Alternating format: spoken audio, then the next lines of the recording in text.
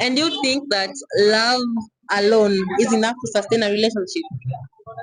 Yeah, if you love your man or your woman, love can. Hakuna pesa hapo. So, and to that point, love can sustain. Actually, because you need money. Yeah. Actually, you need to dress well. There is some things like you need to do. You know, like you can't just tell me like love can sustain. You need like your relationship. You know, like yeah. For me, Hawezi kula mapenzi. huwezi kula mapenzi yo, huwezi lala njaa. You see, like kwanza hapo hivyo kwa you can say like love is 50-50. Actually your mentality inafaa kutoka, you see.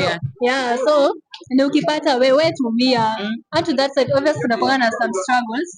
Actually I can remove my money kama kuna shit yote maybe hayuko job. Yeah. Naweza toa do, lakini akisema mbona 50-50 hiyo hapana. So money is very important for relationship. Yeah.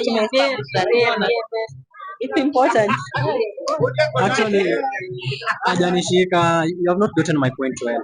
I didn't say that I can't give a girl money. I said not to overdo it, not each and every time.